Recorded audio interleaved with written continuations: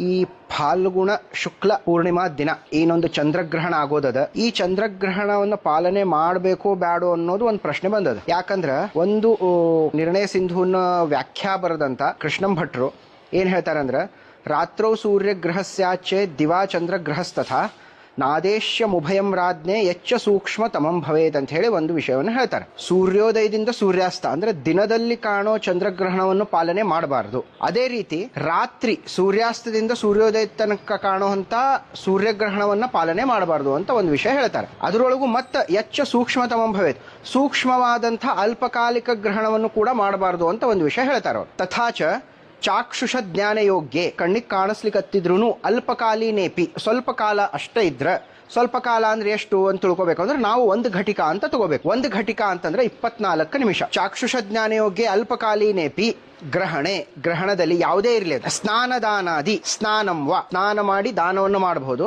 ಅಥವಾ ಬರೇ ಸ್ನಾನವನ್ನು ಮಾಡಬಹುದು. ಯಾವತ್ ಕರ್ತುಂ ಶಕ್ಯಂ ತಾವತ್ ಕಾರ್ಯಂ ಅಂತ ಹೇಳಿ ಒಂದು ವಿಷಯ ಮುಂದೆ ಅವರೇ ಹೇಳ್ತಾರೆ. ಇದ್ರ ಬಗ್ಗೆ ಬರೇ ಮೋಕ್ಷ ಸ್ನಾನವನ್ನಷ್ಟೇ ಮಾಡಬೇಕು ಅನ್ನೋ ಒಂದು ವಿಷಯವನ್ನ ಇವ್ರು ಹೇಳ್ತಾರೆ. ಅದಕ್ಕೆ ಈ ರಾತ್ರಿ ಅಂದ್ರೆ ಸೂರ್ಯಾಸ್ತ ಆಗಿ ಸಂಜೆ 6:48 ಗ್ರಹಣ ಸಮಾಪ್ತಿ ಅದ, ಗ್ರಹಣ ಮೋಕ್ಷ ಅದ. ಆದ್ರೆ ಅದು ಗ್ರಹಣ ಮಧ್ಯಾಹ್ನದಾಗನ ಪ್ರಾರಂಭ ಆಗ್ಬಿಡ್ತದೆ, 3 ಗಂಟೆ ಅಂದಾಜ್ 3:15 ಸೂರ್ಯ ಇಲ್ಲಿ ತನಕ ಇರ್ತಾನೆ, ಅವಾಗ ಚಂದ್ರಗ್ರಹಣ ನಾವು ಪಾಲನೆ ಮಾಡ್ಲಿಕ್ಕೆ ಬರಂಗಿಲ್ಲ. ಅದಕ್ಕೆ ಸೂರ್ಯಾಸ್ತ ಆಗ್ಬೇಕು, ಚಂದ್ರೋದಯ ಆದ್ಮೇಲೆ ಚಂದ್ರಗ್ರಹಣವನ್ನು ನಮಗ್ ಕಾಣಿಸ್ತದೆ. 6:22 ಒಂದು ಸಮಯಕ್ಕಾಗಿ 11 ನಿಮಿಷಕ್ಕೆ ಚಂದ್ರೋದಯ ಆಗ್ತದೆ. ಚಂದ್ರೋದಯ ಆದ್ಮೇಲೆ ನಮ್ಗೆ ಗ್ರಹಣ ಕಾಣಿಸ್ಬೇಕು. 10 ನಿಮಿಷ 11 ನಿಮಿಷ ಬರ್ತದೆ ಅಂದಾಜು. ಸ್ನಾನ ಮಾಡಿ ಹೊರಗೆ ಬರೋಷ್ಟೊತ್ತಿಗೆ ಮತ್ತೆ ಗ್ರಹಣ ಮುಗಿದು ಹೋಗ್ಬಿಡ್ತದೆ. ಆ ಕಾರಣಕ್ಕೆ ಋಷಿಗಳು ಏನ್ ಹೇಳ್ಯಾರ, ಋಷಿಗಳ ವಚನ ಅಂದ್ರೆ ಇಂಥ ಅಲ್ಪಕಾಲೀನ ಗ್ರಹಣದೊಳಗ ಯಾವುದೇ ವೇದ ನಿಯಮ ಪಾಲನೆ ಮಾಡಬಾರದು, ಗ್ರಹಣದ ಯಾವುದೇ ನಿಯಮಗಳನ್ನ ಪಾಲನೆ ಮಾಡಬಾರದು.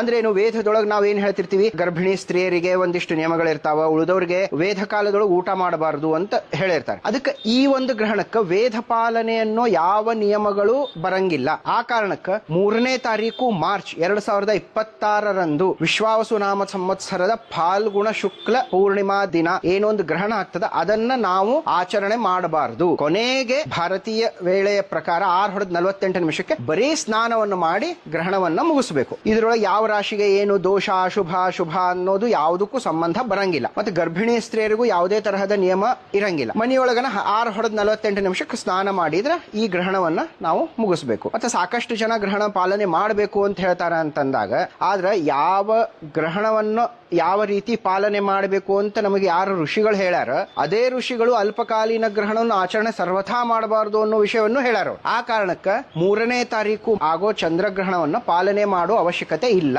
ಕೇವಲ ಸಂಜೆ 6:48 ಸ್ನಾನ ಮಾಡಿ ಗ್ರಹಣವನ್ನು ಮುಗಿಸ್ಬೇಕು. ಕೊನೆಗೆ ಮೋಕ್ಷ ಸ್ನಾನವನ್ನು ಮಾಡಿದ್ರೆ ಸಾಕು.